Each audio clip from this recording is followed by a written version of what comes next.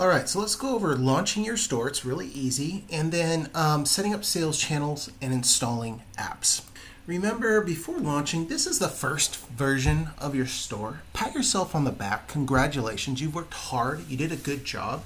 And this site will evolve and improve over time. And of course, remember, done is better than perfect.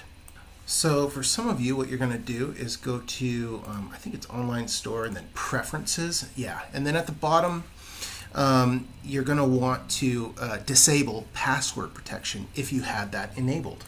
And then, of course, click Save down here at the bottom. We talked earlier on in the modules about enabling password protection. So if it wasn't enabled, your store has been technically live this whole time, which is not a big deal because you probably haven't announced it. You've just been working on it. So that's basically the step for launching your store. That's it. So check the live site, make sure it looks good, and congratulations on all the hard work and launching your Shopify online store. The next video or the next segment, I'm going to really start talking about marketing. And I want to get into adding sales channels. So now we need to get in the marketing mindset, which is where I really thrive. And Shopify does make it easy for getting your store in front of as many people as you can right off the bat. But I'm really glad you're taking this course because there's a few things that you really need to know.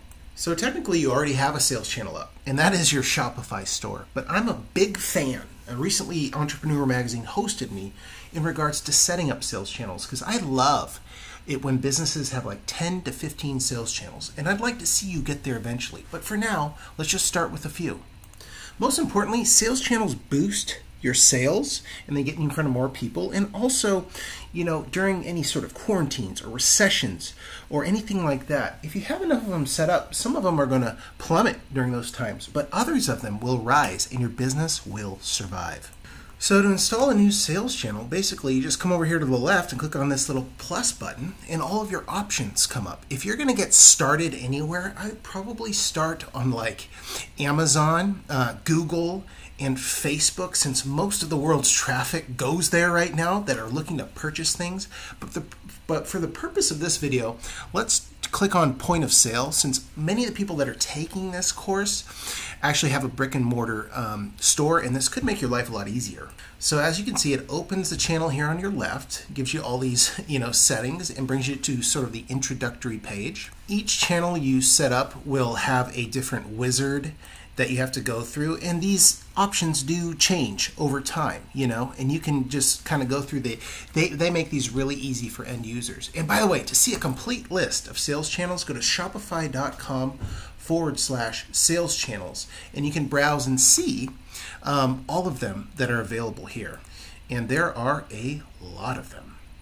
So be careful, because when you add a sales channel in Shopify, all of your products are going to be available there. So you need to go through, click on all the settings, and make sure you fill it out to its fullest. And also check the sales channel to make sure your products and your store are represented well, because there will be some customization there too. For example, if you set up an Amazon store, you're going to need to make sure you dial in the settings here. And of course, you're going to connect to Amazon. You need to go there and set up your store and make sure all the products appear the way you want them to.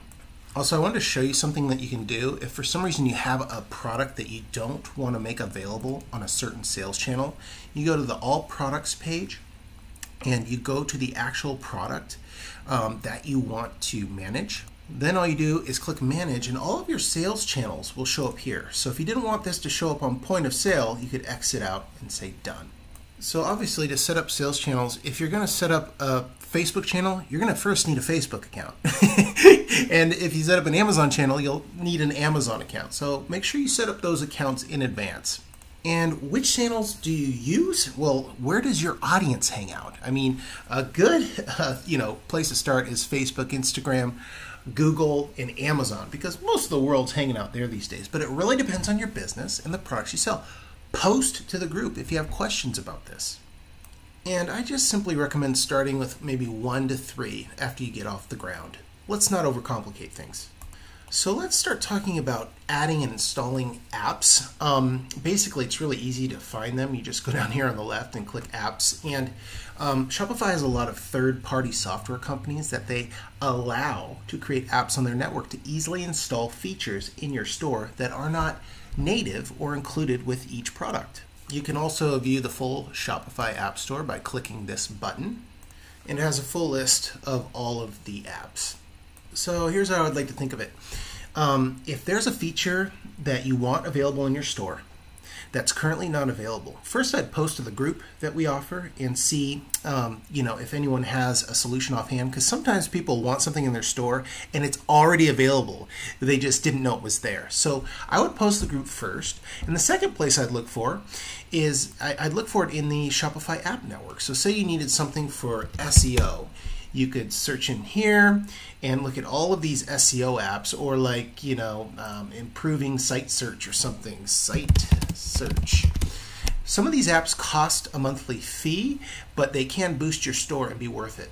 When you're launching in a new store, right out the gate, you usually don't need a ton of apps, but that's one reason why I offer the Facebook group, so we can help you walk through that journey. And again, some of the apps are free, some of them are like a one-time fee, and some of them are monthly fees, so make sure you check them out. And then, of course, always look at the amount of reviews and the review quality. Make sure you check those out. If there's one in here with only 4 reviews and they're all 5-star, I'd be a little skeptical. But obviously 4.9, 628, you could look at all the reviews, but that's a little bit more reputable. And most of the apps do offer a free trial, so you can try before you buy, like a 7-day free trial, 30-day free trial, just to make sure you like it. So let's install an app called Product Reviews. We'll go over here. It's a free app. Let's see, how do I search here? There it is. So Product Reviews. We're going to find it. There it is. It's by Shopify. It's free. You click Add App. It'll bring you to this page. You can view the details of what it's usually really clear of what it's going to be able to do. So you can always back out if there's something in there that you don't feel comfortable with or you need to ask a question about. Click Install App once you want to move forward. Another thing to note once a page like this comes up is you want to pick an app that's supported well. So if you're buying something that's not made by Shopify, make sure the company that's providing it supports it and that you can reach out to them. Once you've installed apps, you can see them all within this apps section here. See, we just installed Product Reviews. So most commonly the apps that you see for growing businesses are focused on marketing and sales, and you can check the categories and collections here based on marketing and sales in case something comes up that you want to install. For your first app, if you don't have it already, I recommend installing an email marketing system. You can post to the group for a recommendation, and that's usually a great way to get started is by gathering email addresses and sending emails. So the next video, I'm really going to get in there and show you how to start using the marketing section and give you some marketing tips.